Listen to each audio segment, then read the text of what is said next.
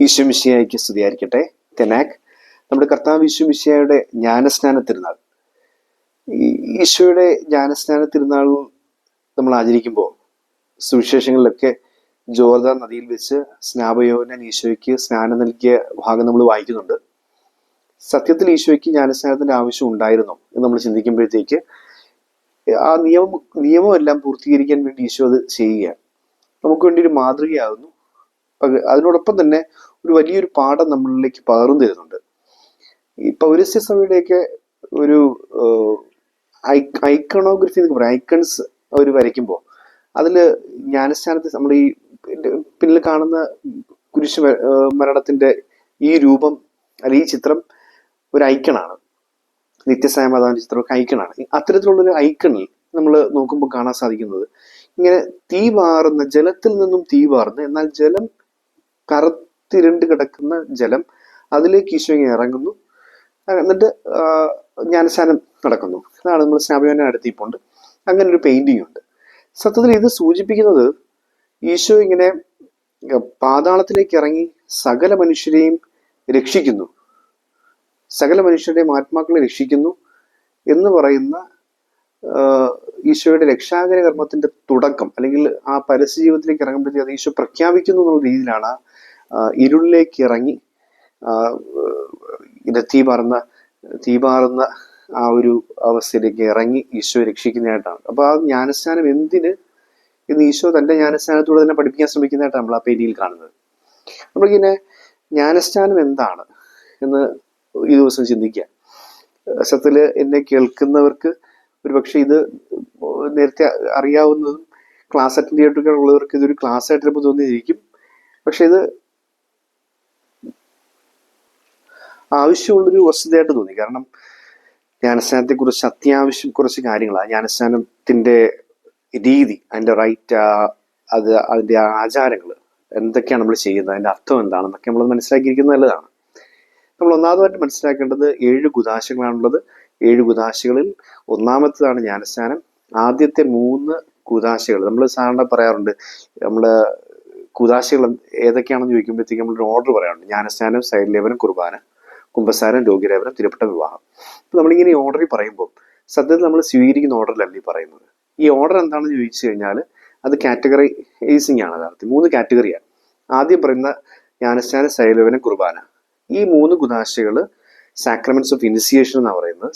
ഈ പ്രാരംഭ കുദാശകൾ, ഒരാളെ പൂർണ്ണ ക്രിസ്ത്യാനിയാക്കുന്ന, പടിപടിയായി പൂർണ്ണ ക്രിസ്ത്യാനിയാക്കുന്ന 3 കുദാശകൾ. രണ്ടാമത്തെ കാറ്റഗറി സാക്രമെന്റ്സ് ഓഫ് ഹീലിംഗ്, സൗഖ്യദായ കുദാശകൾ, കുംഭസാരം, രോഗിലേപനം. പിന്നെ പറയുന്ന കുദാശകൾ തിരുപ്പട്ടം, വിവാഹം. അത് സാമൂഹിക ഇടപെടലിന് വേണ്ടിയുള്ള കുദാശയാണ്, സാമൂഹിക വിശുദ്ധീകരണത്തിന് വേണ്ടിയുള്ള കുദാശയാണ്. നമ്മളിലൂടെ സമൂഹം വിശുദ്ധീകരിക്കപ്പെടാൻ വേണ്ടിയുള്ള കുദാശ. അതാണ് തിരുപ്പട്ട വിവാഹം. അപ്പൊ ഇതില് ആദ്യത്തെ കുദാശയാണ് ജ്ഞാനസ്നാനം. മറ്റൊരു പ്രത്യേകതയുള്ളത് 3 കുദാശകൾക്കാണ് സാക്രമെന്റൽ സീൽ, പൗദാശിക മുദ്ര പതിപ്പിക്കപ്പെടുന്നത്. അത് ജ്ഞാനസ്നാനത്തിലും സൈഡ്ലേപനത്തിലും തിരുപ്പട്ടത്തിലുമാണ്. അതുകൊണ്ട് ഇത് പിന്നീട് സ്വീകരിക്കുന്നില്ല. അതൊരിക്കൽ സ്വീകരിച്ചാൽ മരണം വരെയും അയാളുടെ ആത്മാവിൽ ആ മുദ്ര, ആ സീല് പതിപ്പിച്ചിട്ടുണ്ട് എന്നുള്ളതാണ്. അതുകൊണ്ടാണ് ജ്ഞാനസ്നാനം സ്വീകരിച്ച അയാൾ ക്രൈസ്തവ ജീവിതത്തിലേക്കോ മറ്റൊക്കെ അയാൾ കടന്നുപോയിട്ട് തിരികെ വന്നെന്ന് പറഞ്ഞാലും അയാൾക്ക് വീണ്ടും ജ്ഞാനസ്നാനം കൊടുക്കത്തില്ല. അയാളെ മാപ്പൊക്കെ പറഞ്ഞ വിശ്വാസം പ്രഖ്യാപിച്ച് വീണ്ടും സഭയിലേക്ക് സ്വീകരിക്കുന്നതേ ഉള്ളൂ. അപ്പൊ ജ്ഞാനസ്നാനത്തിന് അങ്ങനെ ചില പ്രത്യേകതകൾ നമുക്ക് കാണാൻ സാധിക്കും. എന്താണ് ഈ ബാപ്റ്റിസം എന്ന വാക്കിന്റെ അർത്ഥം നമ്മൾ നോക്കി കഴിഞ്ഞാൽ, ബാപ്റ്റോ എന്ന് പറയപ്പെടുന്ന ഗ്രീക്ക് വാക്കിൽ നിന്നുമാണ് ബാപ്റ്റിസം എന്ന വാക്ക് വരുന്നത്. ബാപ്റ്റോ എന്ന വാക്കിന്റെ അർത്ഥം മുങ്ങുക അല്ലെങ്കിൽ മുക്കുക എന്നൊക്കെ പറയുന്ന അർത്ഥമാണുള്ളത്. സ്നാനം എന്ന് തന്നെയാണ് അതിനർത്ഥം. ജ്ഞാനസ്നാനം, ജ്ഞാനത്തിൽ സ്നാനം ചെയ്യുക എന്നൊക്കെ പറയുന്നൊരു വാക്ക് തന്നെയാണ് ഈ ബാപ്റ്റിസം എന്ന വാക്കുകൊണ്ട് അർത്ഥമാകുന്നത്. മുങ്ങുക എന്നൊരു വാക്കുണ്ട്. ബാപ്റ്റിസ്റ്റ്, ജോൺ ദ ബാപ്റ്റിസ്റ്റ് എന്നൊക്കെ പറയുന്ന വാക്ക് അങ്ങനെയാണ് ഉണ്ടാകുന്നത്. നമുക്ക് ഈ ബാപ്റ്റിസത്തിന്റെ ഒരു ബിബ്ലിക്കൽ കണക്ഷൻ നമ്മൾ നോക്കുകയാണെങ്കിൽ പഴയ നിയമത്തേക്ക് പോവാം. കാര്യം ഈശോ സ്ഥാപിക്കുന്ന കുദാശയാണ്. കുദാശ എന്നാലെന്ന് ചോദിച്ചു കഴിഞ്ഞാൽ കാണപ്പെടാത്ത ദൈവവര പ്രസാദം നൽകുന്നതിനായി ഈശോ മിശിഹാ സ്ഥാപിച്ച് കാണപ്പെടത്തക്ക, നമ്മുടെ ആത്മാവിന്റെ വിശുദ്ധീകരണത്തിനായി ഈശോ മിശിഹാ സ്ഥാപിച്ച് കാണപ്പെടത്തക്ക അടയാളങ്ങളാണ് കുദാശകൾ. നമ്മുടെ ആത്മാവിന്റെ വിശുദ്ധീകരണത്തിനായി ഈശോ നൽകുന്ന ദൈവവര പ്രസാദത്തിന്റെ, കാണപ്പെടാത്ത ദൈവവര പ്രസാദത്തിന്റെ കാണപ്പെടത്തക്ക രീതിയിലുള്ള അടയാളങ്ങളാണ് ഈശോ മിശിഹാ സ്ഥാപിച്ച കുദാശകൾ എന്ന് പറയുന്നത്. കുദാശ എന്ന വാക്കിന്റെ അർത്ഥം വിശുദ്ധീകരിക്കുക എന്ന് പറയും. ക്വാദേശ്, to be separated and make holy, വേർതിരിച്ച് വിശദീകരിക്കുക എന്നാണ് കുദാശ വാക്കിന്റെ അർത്ഥം. നമ്മളിത് ഈ കുദാശയിൽ പ്രധാനപ്പെട്ട ആദ്യത്തെ കുദാശ, ബേസിക് കുദാശ ജ്ഞാനസ്നാനമാണ്. പിന്നെ നമ്മൾ ജ്ഞാനസ്നാനത്തേക്ക് വരുമ്പോഴത്തേക്കും കാണാൻ സാധിക്കുന്ന ഒരു പ്രത്യേകത എന്താണെന്ന് വെച്ച് കഴിഞ്ഞാൽ ഈ ജ്ഞാനസ്നാനം പഴയ നിയമത്തിൽ റിലേറ്റഡ് ആണ്. പല കാര്യങ്ങളായിട്ട് റിലേറ്റ് ചെയ്യാൻ പറ്റും. നമുക്ക് ഒന്നാമത്തെ സംഭവം എന്ന് പറയുന്നത് ഈ ജ്ഞാനസ്നാനത്തിന്റെ എഫക്ട്സ് 5 കാര്യങ്ങൾ നമുക്ക് അതിനകത്ത് കാണാൻ സാധിക്കും. ഉത്ഭവപാപം നീക്കി, കർമ്മപാപം ഉണ്ടെങ്കിൽ അതും നീക്കി, നമ്മളെ ദൈവത്തിന്റെ മക്കളാക്കി തീർക്കുകയും കത്തോലിക്ക തിരുസഭയിൽ അംഗങ്ങളാക്കുകയും നിത്യ ജീവിതത്തിന് സ്വർഗരാജ്യത്തിന് അവകാശികളാക്കി തീർക്കുകയും ചെയ്യുന്ന ഉദാശയാകുന്നു ജ്ഞാനസ്നാനം. 5 കാര്യങ്ങളാണ് അതിനകത്തുള്ളത്. നമ്മുടെ ഉത്ഭവഭാവം നീക്കുന്നു, 2 കർമ്മഭാവം ഉണ്ടെങ്കിൽ അത് നീക്കുന്നു. അതായത് പ്രായപൂർത്തിയ ഒരാൾ ജ്ഞാനസ്നാനം സ്വീകരിക്കാൻ വരുമ്പോഴത്തേക്ക്, അല്ലെങ്കിൽ മുതിർന്ന ഒരാൾ ജ്ഞാനസ്നാനം സ്വീകരിക്കാൻ വരുമ്പോഴത്തേക്ക് അയാളുടെ ജീവിതത്തിൽ കർമ്മഭാവങ്ങൾ ഉണ്ടെങ്കിൽ അതും കൂടെ നീക്കപ്പെടിക്കുക. അയാൾ പിന്നെ അത് കുമ്പസാരിക്കേണ്ട ആവശ്യമില്ലെന്നുള്ളതാണ്. അപ്പം കർമ്മഭാവം ഉണ്ടെങ്കിൽ അതും നീക്കുക. അങ്ങനെ പൂർണ്ണമായ വിശദീകരണമാണ്. സയന്റിഫിക്കിംഗ് ഗ്രേസ് എന്ന് പറയുന്ന ഒരു എന്താണ് വിശദീകരണത്തിന്റെ കൃപ അതിനകത്ത് ഒഴുകുന്നതുകൊണ്ട് പൂർണ്ണമായ വിശദീകരണം സംഭവിക്കുക. 2 മൂന്നാമത്തെ കാര്യം എന്ന് പറയുന്നത് ദൈവമക്കളാക്കി തീർക്കുക. 4മത്തെ കാര്യം കത്തോലിക്ക സഭയിൽ അംഗങ്ങളാക്കിയ, മെമ്പർഷിപ്പ് കിട്ടിയ. പിന്നെ ഇത് അതിന്റെ തുടർച്ചയാണ് സ്വർഗരാജ്യത്തിന് അവകാശികളായി തീരുന്നത്. 5മത്തെ കാര്യം. നമ്മളിന്ന് ബിബ്ലിക്കലി നോക്കുമ്പോഴത്തേക്ക് ഉത്ഭവഭാവം നീങ്ങുന്നു എന്ന് പറയുന്ന സംഭവം നമ്മൾക്കറിയാം. ഉൽപ്പത്തി 3:15 പറയുന്ന പ്രോട്ടോ ഇവാഞ്ചലിയം, ആദ്യ സുവിശേഷം, ഫസ്റ്റ് ഗോസ്പൽ, നീ സ്ത്രീയും തമ്മിൽ നിന്റെ സന്തതിയും അവന്റെ സന്തതിയും തമ്മിൽ ഞാൻ ശത്രുത ഉളവാക്കും എന്ന് പറഞ്ഞു തുടങ്ങുന്ന ആ ഭാഗം. അപ്പൊ അവിടെ കൃത്യമായിട്ടും ആദത്തിന്റെയും ഹവ്വായുടെയും പാപത്തിലൂടെ വന്ന വലിയ അതിൽ നിന്നും ജന്മാവകാശമായി മറ്റെല്ലാ മനുഷ്യരിലേക്കും പരമ്പരാഗതമായി കൈമാറി വരുന്ന ഉത്ഭവ പാപം, ആ പാപത്തിന്റെ കെട്ടുപൊട്ടിക്കുന്നു, അല്ലെങ്കിൽ അത് കഴുകിക്കളയുന്നു എന്നുള്ളതാണ് കുമ്പസാരത്തിൽ സംഭവിക്കുന്ന 1മത്തെ കാര്യം. അതില്ലാതെ ജനിച്ച ഒറ്റ ആള് പരിശുദ്ധ മറിയം മാത്രമാണ് മനുഷ്യകുലത്തിൽ നിന്നും. അപ്പൊ നമ്മൾ മനസ്സിലാക്കേണ്ടത് ഈ ജ്ഞാനസ്നാനത്തിലൂടെ 1മതായി സംഭവിക്കുന്നത് ഉത്ഭവഭാവം നീക്കപ്പെടുന്നു എന്നുള്ളതാണ്. ഉത്ഭവഭാവം നീക്കപ്പെടുന്നു, അപ്പൊ അങ്ങനെ കഴുകിക്കളയപ്പെടുന്നു. അപ്പൊ ഈ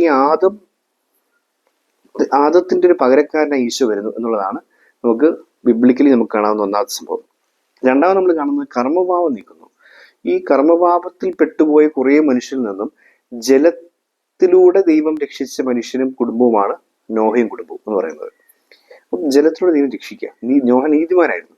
ഈ നോഹയുടെ ഒരു പുതിയ പതിപ്പായിട്ടാണ് ഈശോ കാണാൻ സാധിക്കുക. കർമ്മഭാവത്തിൽ പെട്ടുപോയ മനുഷ്യരെയൊക്കെ ജലത്തിലൂടെ രക്ഷിക്കുന്ന ജ്ഞാനസ്നാനം, ജലത്തിലൂടെയും ആത്മാവിലൂടെയും തീയിലൂടെയും ഒക്കെ രക്ഷിക്കുന്ന ജ്ഞാനസ്നാനം, പരിശുദ്ധാത്മാവിന്റെ അഗ്നിയാലും ജലത്താലും രക്ഷിക്കുകയാണ്, ആത്മാവിനാൽ രക്ഷിക്കപ്പെടുകയാണ്. അപ്പൊ ഇതാണ് നമുക്ക് 2മത്തെ ഒരു ബിബ്ലിക്കൽ കണക്ഷൻ കാണാൻ സാധിക്കും. കർമ്മഭാവത്തിൽ നിന്ന് രക്ഷിക്കുന്നു. 3മത് നമ്മൾ കാണുന്നത് ദൈവമക്കളാക്കി തീർക്കുന്നു. നമുക്കറിയാം അബ്രഹാമാണ് വിശ്വാസികളുടെ പിതാവ് എന്നറിയപ്പെടുന്നത്. ഇപ്പം വിശ്വാസികളുടെ പിതാവായ അബ്രഹാത്തിന്റെ മക്കള് ആയി മാറുകയാണ്. വിശ്വാസം പ്രഖ്യാപിച്ചുകൊണ്ട് അവര് ദൈവമക്കളായി തീരുന്നു. നമ്മളെല്ലാവരും നമ്മൾ ആ ജ്ഞാനസ്നാനത്തിന്റെ ഓർഡറിലായി ഈ പറഞ്ഞു പോകുന്ന കാര്യങ്ങൾ. ജ്ഞാനസ്നാനത്തിലെ വിശ്വാസം പ്രഖ്യാപിക്കാം. അപ്പം പിശാചിനെ ഉപേക്ഷിക്കുന്നു, അവന്റെ സകല ദുഷ്കർമ്മങ്ങൾ ഉപേക്ഷിക്കുന്നു, അവന്റെ എല്ലാ ആർഭാടങ്ങളും ഉപേക്ഷിക്കുന്നു, ആകാശത്തിന്റെ ഭൂമിയുടെ സൃഷ്ടാവായ ദൈവത്തിൽ വിശ്വസിക്കുന്നു. അങ്ങനെ ഓരോ വിശ്വാസ പ്രമാണത്തിന്റെ ചോദ്യങ്ങൾ ചോദിച്ചത് ഏറ്റു പറയുമ്പോഴത്തേക്ക് നമ്മളും വിശ്വാസികളുടെ പിതാവായ അബ്രഹാത്തെ പോലെ ആ പുതിയ വിശ്വാസ സമൂഹത്തിന്റെ പിതാവായി നിന്നുകൊണ്ട് ഈശോ നമ്മളെ ചേർത്ത് പിടിക്കുകയാണ് കാണാൻ സാധിക്കുക. ദൈവമക്കളായി തീരുന്നു. പിന്നെ കത്തോലിക്ക സഭയിൽ അംഗത്വം ലഭിക്കുന്നു എന്ന് പറയുന്ന അടുത്തത് നമ്മൾ കാണുന്നത്. നമ്മൾ മനസ്സിലാക്കേണ്ടത് പെസഹ രഹസ്യം സംഭവിക്കുന്നത്. ഈ മോശയുടെ കാലഘട്ടത്തിലെ പെസഹായിലൂടെ ആ മനുഷ്യകുലം ദൈവത്തിന്റെ പ്രിയപ്പെട്ട, ദൈവത്തിന്റെ സ്വന്തമാക്കി തീർക്കുന്ന ഒരു സംഭവം നമ്മൾ കാണുന്നുണ്ട്. അവിടെ കത്തോലിക്ക സഭയിൽ അംഗത്വം സ്വീകരിക്കാൻ ഇസ്രായേൽ ജനത ഉണ്ടാകുക, അല്ലെങ്കിൽ യാക്കോബ് ഇസ്രായേലായി മാറുന്നതിലൂടെയൊക്കെ. പിന്നെ നമ്മൾ കാണുന്നത് സ്വർഗരാജ്യത്തിന് അവകാശികളായിത്തീരുന്നു. ചെങ്കടൽ കടന്ന് കാനാൻ ദേശത്തേക്ക് എത്തുന്ന ജനതയാണ് ഈ ജ്ഞാനസ്നാനത്തിന്റെ ഏറ്റവും ഉദാത്തമായ പ്രതീകം. അതുകൊണ്ടാണ് ഈസ്റ്റർ രാത്രിയിൽ ആ വായന വളരെ പ്രധാനപ്പെട്ടായിട്ട് കരുതപ്പെടുന്നത്. ഒഴിച്ചുകൂടാൻ പറ്റാത്തൊരു വായനയായിട്ടാണ് നമ്മൾ കാണുന്നത് ഈ ചെങ്കടൽ കിടക്കുന്ന സംഭവം എന്ന് പറയുന്നത്. അപ്പൊ അതിന്റെ കാരണം ജ്ഞാനസ്നാനം, അതാണ് ജ്ഞാനസ്നാനത്തിന് ഏറ്റവും ഉദാത്തമായിട്ടുള്ള ദിവസം ഈസ്റ്റർ. അപ്പൊ ആ ചെങ്കടൽ കിടക്കുന്നു, അതാണ് ഈ ജലത്തിലൂടെ ഒരാൾ പുതിയ സൃഷ്ടിയായി മാറുന്നു, അയാൾ സ്വർഗരാജ്യത്തിൽ അവകാശിയായിരുന്നു.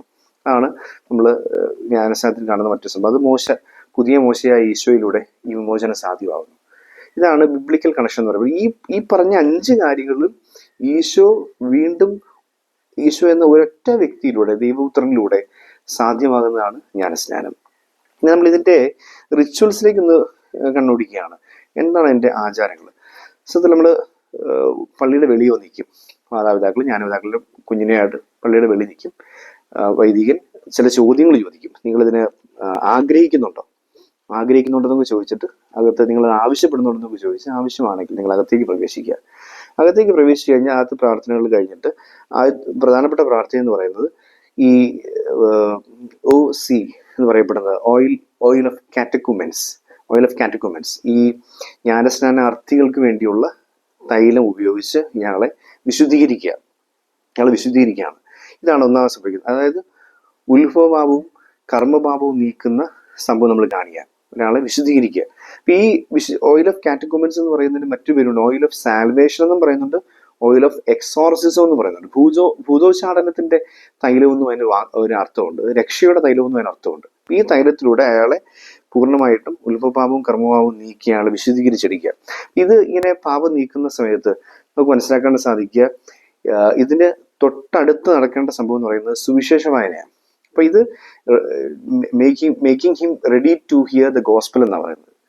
അയാളെ സുവിശേഷം കേൾക്കാനായിട്ട് റെഡിയാക്കി ഇടിക്കുക, അയാളെ വിശുദ്ധീകരിച്ചുകൊണ്ട് ഉത്ഭവഭാവവും കർമ്മഭാവവും നീക്കിക്കൊണ്ട് ആ തൈല പരികർമ്മത്തിലൂടെ അയാളെ രക്ഷിക്കാണ്ട് അയാളുടെ നെഞ്ചിൽ തൈലം കൊണ്ട് അഭിഷേകം ചെയ്തുകൊണ്ട് അയാളെ ഇടിക്കുകയാണ്, അയാളെ സ്വന്തമാക്കിയ.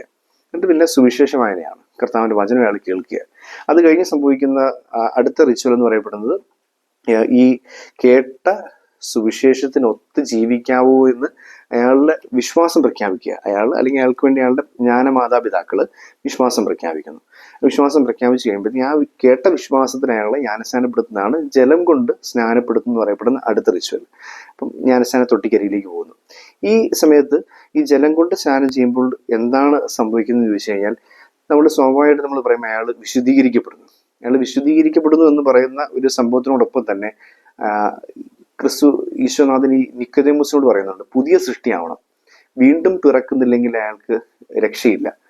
ആ വീണ്ടും പിറവി ആണ് ഈ ജലം കൊണ്ടുള്ള സ്നാനം കൊണ്ട് അർത്ഥമാക്കുന്നത്. ഈശോ പറയുന്നുണ്ട്, എനിക്കൊരു സ്നാനം മുങ്ങാനുണ്ട്, അത് രക്തത്തിലുള്ള സ്നാനമാണ്.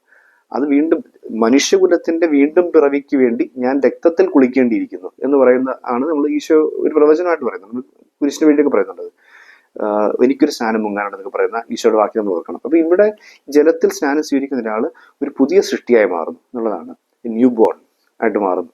അപ്പോൾ പിന്നെ അടുത്ത സംഭവം എന്ന് പറയുന്നത് പ്രതിഷ്ഠയാണ്. പ്രതിഷ്ഠ നടത്താൻ ഉപയോഗിക്കുന്ന തൈലം എന്ന് പറയുന്നത് SC എന്നാണ് ആ ബോട്ടിൽ എഴുതിയിരിക്കുന്നത്. SC എന്നിരിക്കും, OC oil of catechumens. SC എന്ന് പറയുന്നത് സാങ്ക്തും ക്രിസം എന്നാണ് ആ വാക്കിട്ടത്. സാങ്ക്തും ക്രിസം, ഈ ക്രിസം എന്ന വാക്ക് നമ്മൾ ക്രീസ്മ എന്ന വാക്കിനൊക്കെ ശൈലത്തിൽ ഉപയോഗിക്കുന്നുണ്ട്. അത് ഇതേ തൈലം തന്നെയാണ് ഉപയോഗിക്കുന്നത്. ക്രിസം എന്ന വാക്ക് ക്രിസ്തു എന്ന വാക്കിന്റെ ചുരുക്കാണ്. ക്രിസ്തോസ്, സാങ്ക്തും ക്രിസ്തും. ഈ സാങ്ക്തും ക്രിസം എന്ന് പറയുന്നത് ക്രിസ്തുവിന്റെ തൈലം, ക്രിസ്തുവിന്റെ സ്വന്തമാക്കിയ അത് പ്രതിഷ്ഠാ തൈലം എന്നാണ് വിളിക്കുന്നത്.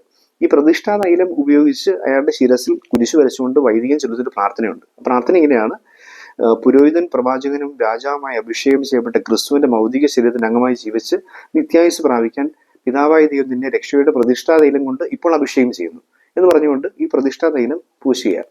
അപ്പൊ അതുവഴി അയാളെ കോൺസെൻട്രേറ്റ് ചെയ്യുകയാണ്, അയാളെ പ്രതിഷ്ഠിക്കുക. ഇതേ പ്രതിഷ്ഠാ തൈലം സൈലമത്ത് അല്ലെങ്കിൽ തിരുപ്പട്ട സ്വീകരണത്തിനും ഈ പ്രതിഷ്ഠ നടക്കുന്നുണ്ട്. ഒരു ദേവാലയത്തിന്റെ അൾത്താര ദൈവത്തിന് സമർപ്പിക്കുമ്പോൾ പ്രതിഷ്ഠ നടക്കുന്നുണ്ട്. കോൺസെൻട്രേറ്റ് ചെയ്യുകയാണ്, ദൈവത്തിന് സമർപ്പിക്കുകയാണ്.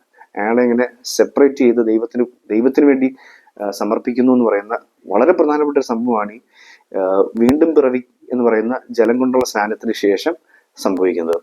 SC എന്ന് പറയപ്പെടുന്ന സാങ്ക്തും ക്രിസം എന്ന് പറയപ്പെടുന്ന ഓയിലിലൂടെ സംഭവിക്കുന്ന പ്രതിഷ്ഠയാണ് നമ്മൾ കാണാൻ സാധിക്കുക. ഇതിന് smell of Christ, Aroma of Christ എന്നൊക്കെ പറയാറുണ്ട്. ക്രിസ്തുവിന്റെ പരിമളമായി മാറുക, പൗലോസ്ലീഹ പറയുന്ന വാക്യമാണ്, ക്രിസ്തുവിന്റെ പരിമളമായി മാറുക. അതുകൊണ്ട് ഈ തൈലത്തിന് മറ്റു തൈലങ്ങളെ അപേക്ഷിച്ച് ഒരു സുഗന്ധ തൈലം അതിൽ ചേർക്കാറുണ്ട്, അതിനൊരു പരിമളമുണ്ട്. ക്രിസ്തുവിന്റെ സുഗന്ധമായി മാറണം. നീ ചെല്ലുന്നിടത്തെല്ലാം ക്രിസ്തുവിനെ മണക്കണം, നിന്നിലൂടെ ക്രിസ്തുവിന്റെ ഒരു സ്മെൽ അവർക്ക് കിട്ടണം. എൻ്റെ സ്വഭാവത്തിലൂടെ മണം എന്ന് പറയുമ്പോൾ അതിന്റെ സ്വഭാവത്തിലൂടെ ഒരു ക്രിസ്തുവിനെ അറിയണം എന്നൊരു ഓർമ്മപ്പെടുത്തൽ കൂടിയാണ് ഈ പ്രതിഷ്ഠ എന്ന് പറയപ്പെടുന്നത്. SC എന്ന് പറയപ്പെടുന്ന ഓയിൽ നമ്മൾ ഓർപ്പിക്കുന്നത്. പിന്നെ നമ്മൾ കാണുന്നത് അതിനുശേഷം നടക്കുന്ന വളരെ പ്രധാനപ്പെട്ട സംഭവമാണ് ഈ നമ്മുടെ പുതിയ വസ്ത്രം ധരിക്കുന്നു, വെള്ള വസ്ത്രം ധരിപ്പിക്കുന്നു. അതിനോടൊപ്പം തന്നെ പെസാതിരിയിൽ നിന്ന് കൊളുത്തിയെടുത്ത് ഒരു തിരി കൊടുക്കുന്നു, ജ്ഞാനമാതാപിതാക്കളെ ഏൽപ്പിക്കുന്നു. ഈ പെസാതിരി നിന്ന് അത് കൊളുത്തിയെടുക്കേണ്ടത്. ചില പള്ളികളിൽ എന്താ പെസാതിരി യാത്രകളും കൊണ്ട് വെച്ചിട്ട് കണക്കിനിങ്ങനെ തീപ്പെട്ടി വിരിച്ച് കത്തിച്ചിട്ട് അല്ലെങ്കിൽ നൈറ്റ് വെച്ച് കത്തിച്ചിട്ട് വരുന്ന ആൾ. അങ്ങനെയല്ല, പെസാതിരി കൊണ്ടുവച്ച പെസാതിരിയിൽ നിന്ന് കത്തിച്ചെടുത്ത് കൊടുക്കുക. ആ ക്രിസ്തുവാന പ്രകാശം ആ ഈസ്റ്റർ ദിവസം ആ തിരി ഈശോയെ സൂചിപ്പിക്കുക. ഈശോയിൽ നിന്നും കൊളുത്തിയെടുത്ത യേശുവാകുന്ന വെളിച്ചം, ലോകത്തിന്റെ വെളിച്ചം കൊളുത്തിയെടുത്ത് ഈ കുഞ്ഞിന് കൊടുക്കുക. അപ്പൊ ഇതിന് രണ്ട് കാര്യങ്ങളെന്ന് പറയുന്നത്, ആദ്യം വെള്ള വസ്ത്രം ധരിപ്പിക്കുന്നു. നമ്മൾ നേരത്തെ പറഞ്ഞ അനുസരിച്ചാണെങ്കിൽ കത്തോലിക്ക സഭയിൽ അംഗത്വം സ്വീകരിക്കുകയാണ് ഈ പ്രതിഷ്ഠയിലൂടെ. അതിനടുത്ത സംഭവം എന്ന് പറയുന്നത് സ്വർഗരാജന് അവകാശികളായി തീരുന്നു. അതാണ് ഈ വെള്ളവസ്ത്രം.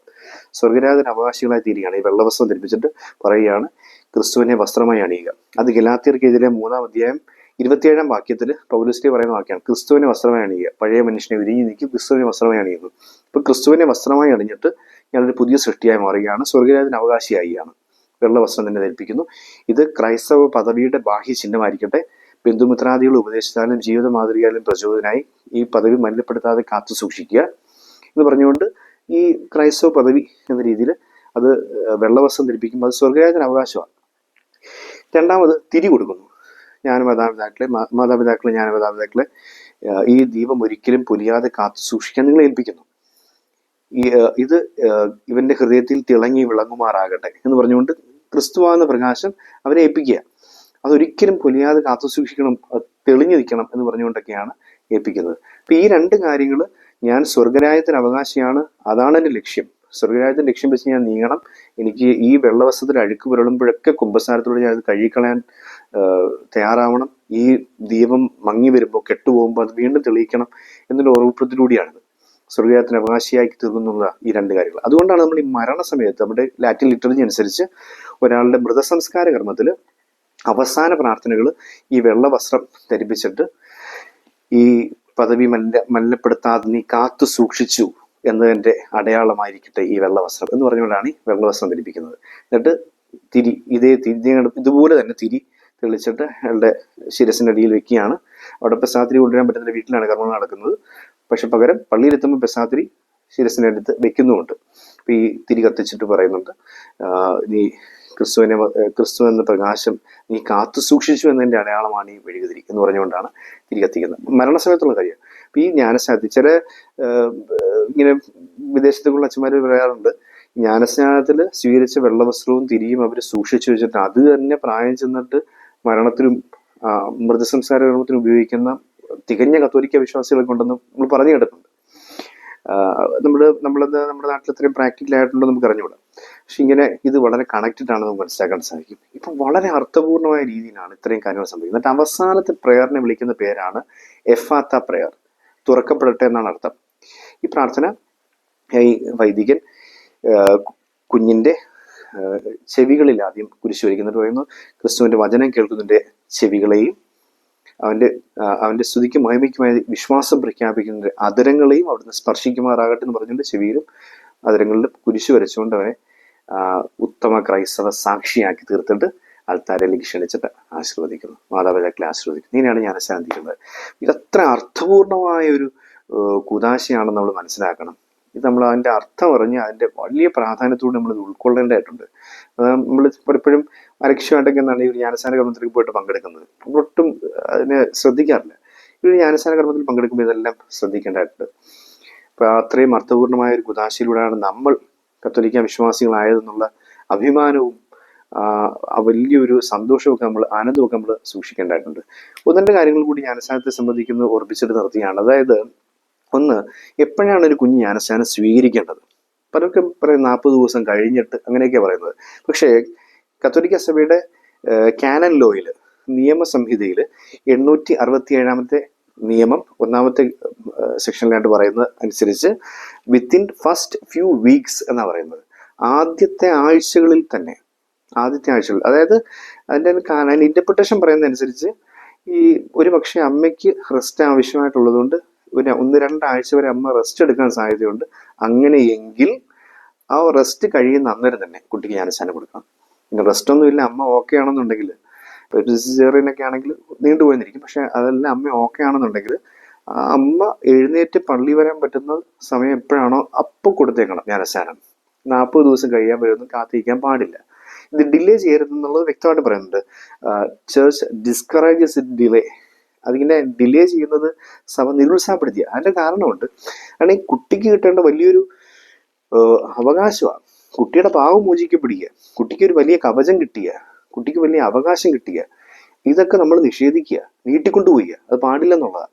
അത് എത്രയും വേഗം കൊടുക്കുക, അത്രയും പെട്ടെന്ന് ജ്ഞാനസ്നാനം കൊടുക്കുക എന്നുള്ളതാണ് സഭയുടെ നിർദ്ദേശം. അടുത്ത ദിവസം ജ്ഞാനസ്നാനം കൊടുക്കാൻ അമ്മ ഓക്കെ ആണോ, അമ്മ കുഞ്ഞിനെ കൊണ്ടുവരട്ടെ, ജ്ഞാനസ്നാനം കൊടുക്കുക, അതാണ് പറയുന്നത്. അത് അങ്ങനെ ഒരു ഡിലേ ഇല്ല യഥാർത്ഥത്തില്. അതിന് നീണ്ടു പോവുകയാണെങ്കിൽ മിക്ക രൂപതകളിലും അതിന് അഭിനയ പിതാവിന്റെ രൂപരാധ്യക്ഷന്റെ ഒക്കെ അനുവാദം വാങ്ങിച്ചിട്ട് പിന്നെ ഇത് കൊടുക്കാവുന്ന ഒരു നിയമമുണ്ട്. എന്തുകൊണ്ട് കുഞ്ഞിനത് നിഷേധിച്ചു അല്ലെങ്കിൽ നീട്ടിക്കൊണ്ടുപോയി, അതിന് മറുപടി പറയണം മാതാപിതാക്കൾ. അതാണ് നിയമം. കുഞ്ഞിന്റെ അവകാശമാണ്. അത് കുഞ്ഞിന് എത്രയും വേഗത്തിൽ, എത്രയും നേരത്തെ അത് കൊടുക്കുക എന്നുള്ളത് അത് വളരെ പ്രാധാന്യത്തോടെ കാണേണ്ടതായിട്ടുണ്ട്. പിന്നെ രണ്ടാമതൊരു കാര്യം, ജ്ഞാനമാതാപിതാക്കളെ തിരക്കുന്നു. എന്താണ് അവരുടെ ക്വാളിറ്റി? ഈ കുഞ്ഞിന് വേണ്ടി പൈസ ചെലവാക്കാനായിട്ട് അവർക്ക് പണം ഉണ്ടോ എന്നുള്ളതല്ല അവരുടെ ക്വാളിറ്റി. അതിന് ബേസിക് ക്വാളിറ്റീസ് എന്ന് പറയുന്ന ചില കാര്യങ്ങളുണ്ട്. അവര് ഉത്തമ ക്രൈസ്തവ വിശ്വാസം ജീവിക്കുന്നവരായിരിക്കണം. ഒന്നാമത്തെ ക്വാളിറ്റി.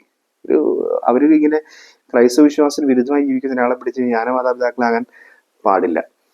രണ്ടാമത്തത്, അയാള് സാക്രമെന്റ്സ് ഓഫ് ഇനിസിയേഷൻ മൊത്തം സ്വീകരിച്ചിട്ടുണ്ടാവണം. അതിങ്ങനെ 872, 874 കാനൻസിലാണത്, കാനോനിക നിയമത്തിലാണത് പറയുന്നത്. അയാള് സാക്രമെന്റ്സ് ഓഫ് ഇനിസിയേഷൻ വരെ അയാള് ജ്ഞാനസ്നാനം, കുർബാന, സ്ഥൈര്യലേപനം ഇത് സ്വീകരിച്ചിട്ടുള്ള ആളായിരിക്കും. ഇത് സ്ഥൈര്യലേപനം സ്വീകരിക്കാത്ത ഒരാളെ പിടിച്ച് ജ്ഞാനമാതാപിതാക്കളാക്കാനായിട്ട് സാധിക്കില്ല. 16 വയസ്സെങ്കിലും കഴിഞ്ഞിട്ടുണ്ടാവണം.